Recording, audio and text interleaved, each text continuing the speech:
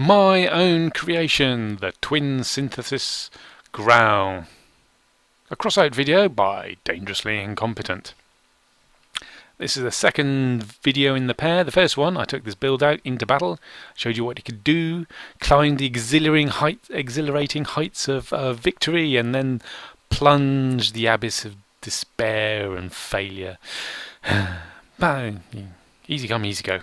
Anyway, now this video, we'll be taking a in-depth look at my creation in the garage and showing you the strengths and the weaknesses and the details and why I built it that way and not the other and so on. So let's go into the build to have a look. Initially you can't see the cabin.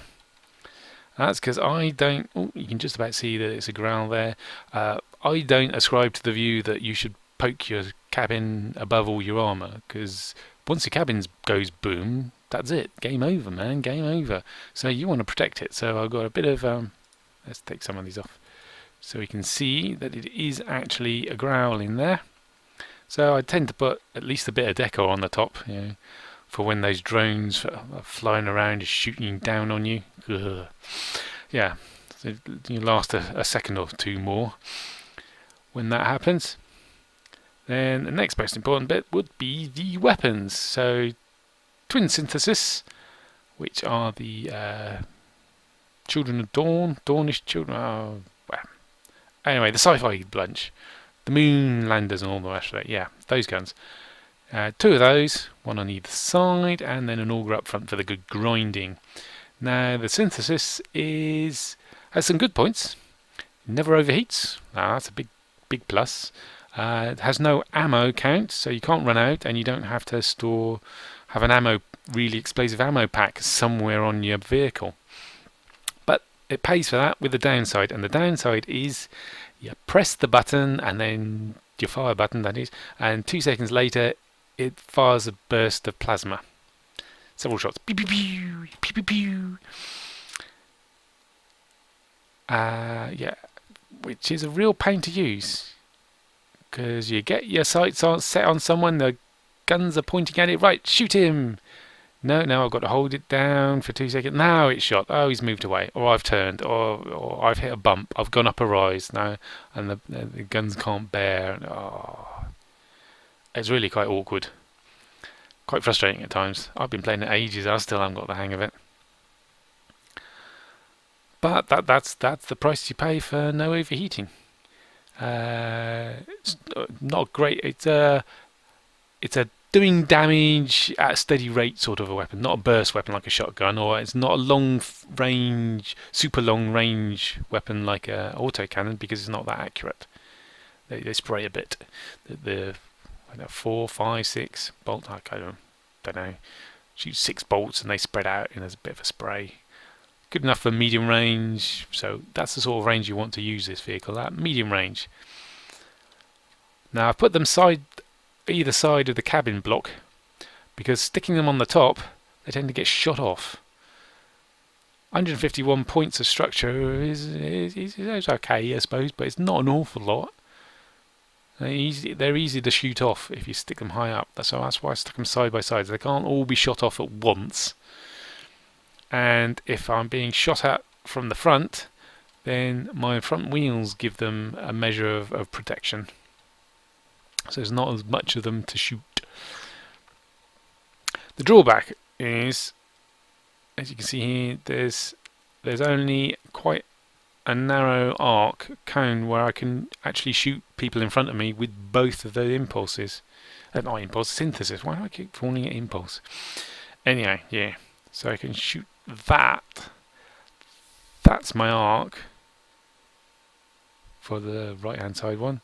So it can move all the way freely, move all the way around to point this way. Can't rotate through the cabin obviously, but yeah, nice and easy to move around there. So yeah, medium range sort of weapons, which makes me wonder why I've definitely put a melee front end on this thing, especially with 2 plows, because the plows are quite heavy. That's 2 of nearly 500 kilograms. There's a ton on because I've got 2 of them, but they do a very nice job of protecting the chassis and protecting the wheels and protecting the bits that the synthesis sit on. And they do quite well at scooping with these chained wheels. In fact, they do such a good job, unless my enemy is a dedicated grinding his plough along the ground as he moves sort of wedge, I'm going to lift my opponent. The auger, placed as it is, poking a bit above, it's above the ploughs and poking in front of, doesn't seem to stop people sliding on up and then getting stuck on my hell pipes. And then the auger is nicely placed to grind away at them and hopefully grind them to dust and death. And of course, if they're lifted and their hull's pointing up that direction, they probably can't get their weapons to bear at me, and I can just sit here underneath and go blam blam blam blam pew pew, sorry, pew pew pew pew pew pew pew pew, until they blow up, or someone else, one of my teammates, rams me or rams them off me. Or indeed they self-destruct and I don't notice a little red light go on in that cabin and they go boom and they're sitting right next to everything on me and I go boom too. There's one drawback from these impulses. They're quite a long barrel.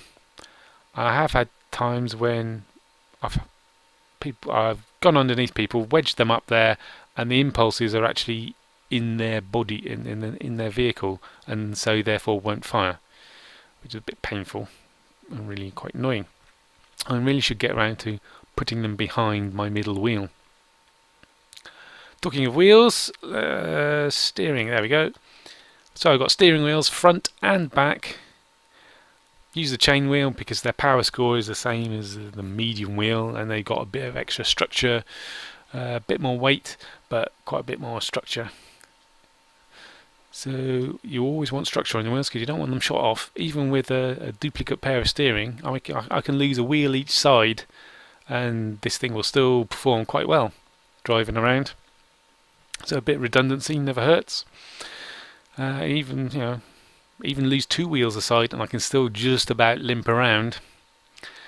It takes 3 wheels off on one side or before I get stuck and can't move anywhere but rotating. Yes.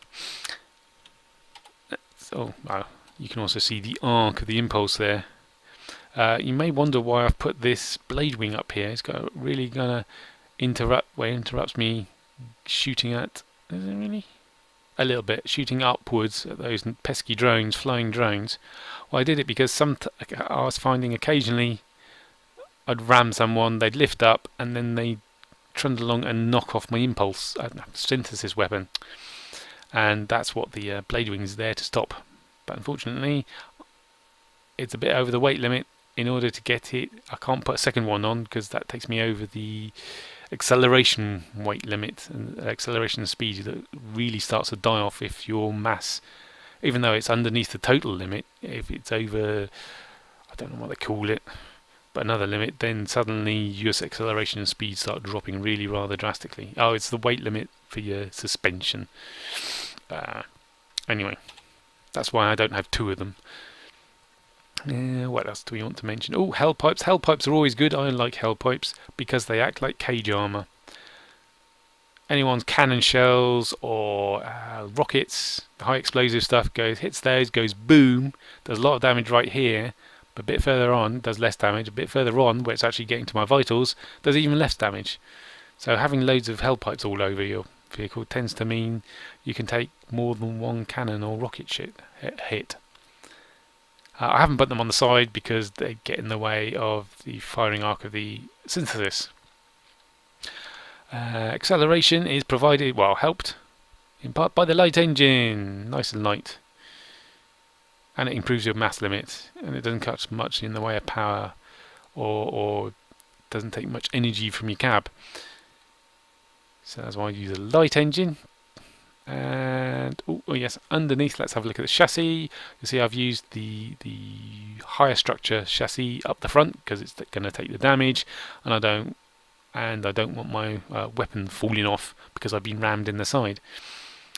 Fuel tank hidden underneath the cabin, so it's got from the sides as wheels protecting it. From the front we've got the plough protecting it. I've also got a little bit more little bit more decor on either end. Just protect it. It's only vulnerable really if someone lifts my front end or back end or whichever end, and then they can see it nice and clear as day and shoot it up. But it's a reasonable place to have it. Sometimes you'll find it snags on bumpy ground, which is annoying, but not too often, so I'm happy having it there. And that's the detail of my own creation, the twin synthesis Growl.